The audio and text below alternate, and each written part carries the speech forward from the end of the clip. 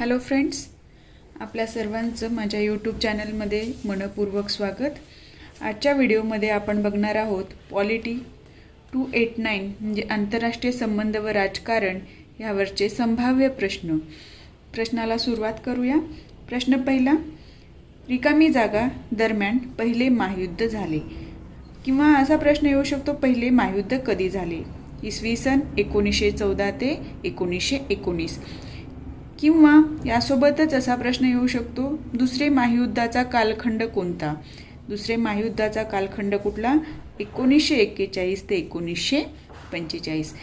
Either पहिलं महायुद्ध येईल किंवा दुसरं महायुद्ध येईल किंवा दोन्ही प्रश्न एकत्र येऊ शकतात. पुढचा प्रश्न बघा. वसाहतवादाचे मुख्य कारण रिकामी जागा होती. म्हणजे वसाहतवादाचे मुख्य कारण काय होतं? आर्थिक, राजकीय, नैतिक, सामाजिक. तर वसाहतवादाचं मुख्य कारण होतं आर्थिक. भारतावर इंग्रजांचं राज्य होतं, म्हणजे भारत ही इंग्रजांची काय होती? वसाहत होती.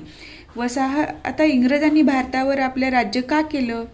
त्यांना आपल्यावर हुकूम गाजवायचा होता, राजकारण करायचं होतं म्हणून केला का? नाही.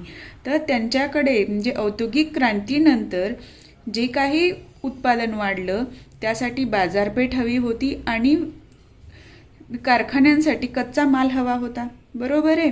म्हणून भारतावर वसाहत स्थापन केली इंग्रजांनी. म्हणजे वसाहतवादाचं मुख्य कारण आर्थिक हे आहे.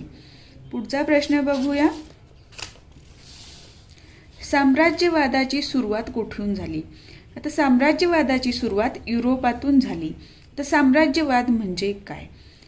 साम्राज्याचा विस्तार करणे म्हणजे साम्राज्यवाद. आता साम्राज्य फक्त युरोपात जर विचार केला, युरोपातले अनेक देश आहेत, फ्रान्स आहे, पोर्तुगीज आहे, डच आहेत, इंग्रज आहेत. यांनी काय केलं? स्वतःची युरोपामध्ये औद्योगिक क्रांती झाली. बरोबर आहे.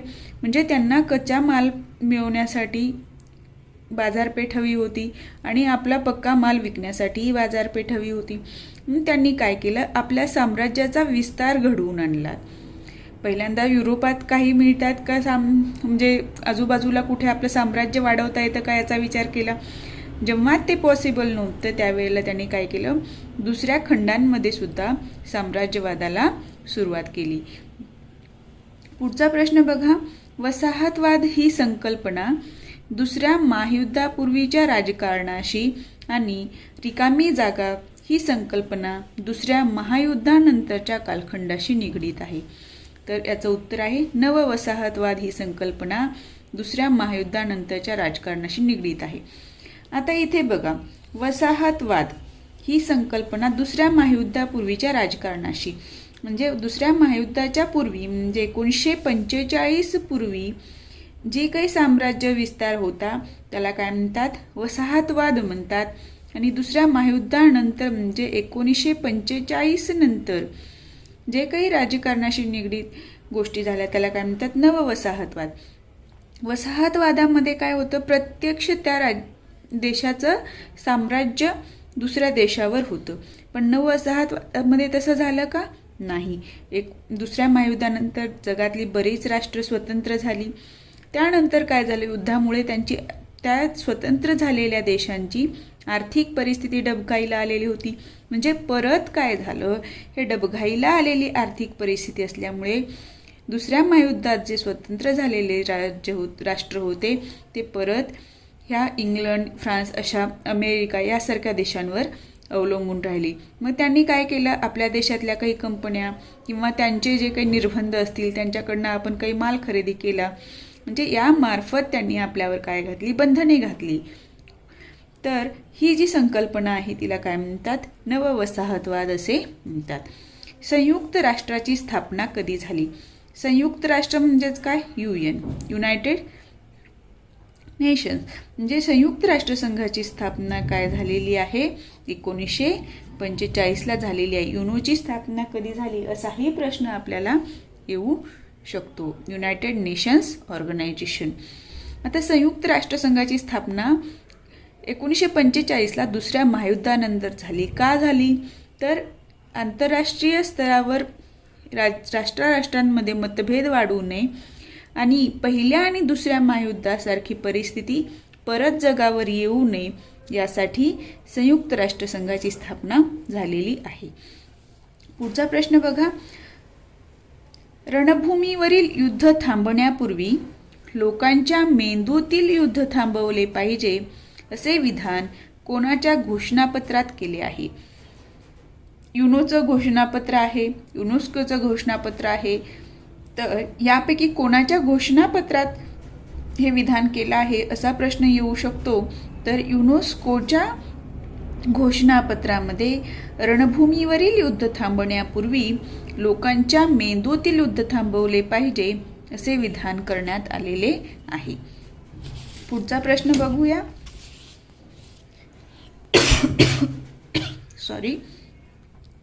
आंतरराष्ट्रीय राजकारण हे राष्ट्रांद्वारे निर्धारित होत नसून राष्ट्रांमधील वर्ग किंबहुना शासक वर्गाद्वारे निर्धारित होते असे मत कोणत्या दृष्टिकोनाचे आहे?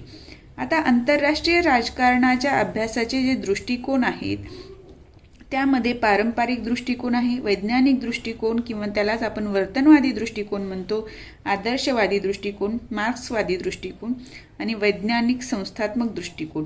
म्हणजे असे 5 प्रकारे आंतरराष्ट्रीय राजकारणाचा या 5 दृष्टिकोनाद्वारे काय केले जातो, अभ्यास केला जातो. यावर असाही प्रश्न येऊ शकतो, किती दृष्टिकोनाद्वारे आंतरराष्ट्रीय राजकारणाचा अभ्यास केला जातो. आता या प्रत्येक दृष्टिकोनामध्ये वेगवेगळे विचार मांडण्यात आलेले आहेत.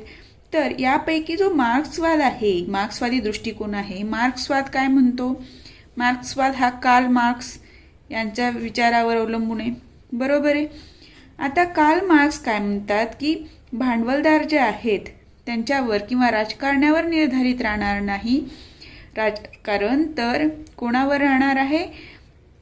श्रमिक वर्गावर किंवा शासक वर्गाद्वारे निर्धारित होणारे असं कार्ल मार्क्स सांगतात. आणि कार्ल मार्क्सचा दृष्टिकोन काय आहे? मार्क्सवादी दृष्टिकोन आहे. तर आंतरराष्ट्रीय राजकारण हे राष्ट्राद्वारे निर्धारित होत नसून शब्दांमध्ये बघायचं राष्ट्रांमधील वर्ग किंबहुना शासक वर्गाद्वारे निर्धारित होते असे मत कोणत्या दृष्टिकोनाचे आहे? मार्क्सवादी दृष्टिकोनाचे आहे. अशा प्रकारचा प्रश्न तुम्हाला यापैकी कुठल्याही एका दृष्टिकोनावर येऊ शकतो किंवा ह्या प्रकारचा अभ्यास कुठल्या दृष्टिकोनात केला जातो असाही प्रश्न येऊ शकतो. पुढचा प्रश्न बघूया. आंतरराष्ट्रीय संबंध म्हणजे सत्तेसाठी संघर्ष होय ही आंतरराष्ट्रीय राजकारणाची व्याख्या कोणी केली?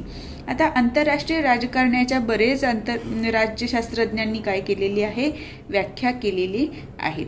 त्या व्याख्या तुम्ही पाहून घ्या, म्हणजे तुम्हाला परीक्षेमध्ये एक अंदाज येईल की कोणत्या शास्त्रज्ञांनी म्हणजे राजकीय शास्त्रज्ञांनी किंवा यांनी कोणती व्याख्या केलेली आहे. तर आंतरराष्ट्रीय संबंध म्हणजे सत्तेसाठी संघर्ष होय ही व्याख्या मॉर्गेन्थो यांनी केलेली आहे. पुढचा प्रश्न बघा.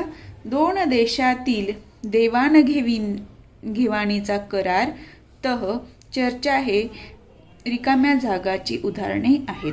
म्हणजे 2 देशातील देवाणघेवाणीचा करार, 2 देशातील तह, चर्चा हे आंतरराष्ट्रीय राजकारणाचं उदाहरण आहे, आंतरराष्ट्रीय व्यवहाराचं आहे, दोन्हींचं उदाहरण आहेत किंवा यापैकी नाही.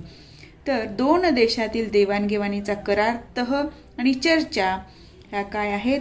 आंतरराष्ट्रीय व्यवहाराची उदाहरणे आहेत. या व्यतिरिक्त तुम्हाला असाही प्रश्न येऊ शकतो, आंतरराष्ट्रीय राजकारणात कोणकोणत्या गोष्टींचा समावेश होतो किंवा एखादी घटना दिलेली असेल आणि ही घटना आंतरराष्ट्रीय राजकारणात येईल की व्यवहारात येईल की आंतरराष्ट्रीय संबंधात येईल असाही प्रश्न येऊ शकतो. आता बघा, आंतरराष्ट्रीय संबंध ही संकल्पना काय आहे? व्यापक आहे. आंतरराष्ट्रीय संबंध या संकल्पनेमध्ये आंतरराष्ट्रीय राजकारण आणि आंतरराष्ट्रीय व्यवहार ह्या दोन्ही संकल्पनांचा काय होतो? समावेश होतो. आंतरराष्ट्रीय संबंध हे फक्त आपले युद्ध परिस्थिती किंवा आक्रमण याच गोष्टीशी संबंधित नसतं, तर इतर वेळेला सुद्धा एकमेकांशी आर्थिक व्यवहार करण्यासाठी, सांस्कृतिक देवाणघेवाण करण्यासाठी अशा प्रकारे आंतरराष्ट्रीय संबंध होऊ शकतात. व्यवहारामध्ये फक्त काय, व्यवहार म्हणजे काय असतं, देवाणघेवाण.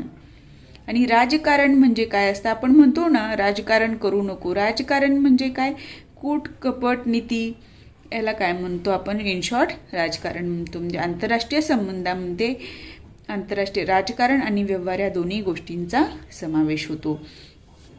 शेवटचा प्रश्न बघा, जागतिक व्यवहार कशाद्वारे नियंत्रित होतात. आता जे काही जागतिक व्यवहार होणार आहेत आंतरराष्ट्रीय लेवलला, ते नियंत्रित करण्यासाठी एक पद्धत असावी लागेल. जसं आपण देशांमध्ये आंतरराष्ट्रीय म्हणजे आपली शांतता निर्माण करण्यासाठी कायदे असतात, किंवा एकमेकांसोबत व्यवहार करताना जे काही नियम असतात ते आपण फॉलो करतो, बरोबर आहे. तसंच जागतिक व्यवहारसुद्धा व्यवस्थितपणे पार पाडावीत म्हणून एक नियंत्रण ठेवणाऱ्या काही गोष्टी असतात. त्या कुठल्या, असा हा प्रश्न आहे. जागतिक व्यवहार कशाद्वारे नियंत्रित होतात, तर जागतिक व्यवहार हे आंतरराष्ट्रीय कायदे आणि राजनयिक व्यवहार याद्वारे नियंत्रित होतात. लक्षात आलं. या पद्धतीने तुम्हाला प्रश्न येणार आहेत. फक्त कन्सेप्ट एक वेळा तुमच्या क्लिअर झाल्या तर प्रश्न कितीही फिरवून विचारू द्या, तो तुम्ही काही सेकंदामध्ये तुम्हाला ते क्लिक होईल आणि तुम्ही सॉल्व्ह करू शकता. तुम्हाला जर माझा हा व्हिडिओ आवडला असेल तर व्हिडिओला लाईक करा. चॅनलवर नवीन असाल तर चॅनलला सबस्क्राईब करा.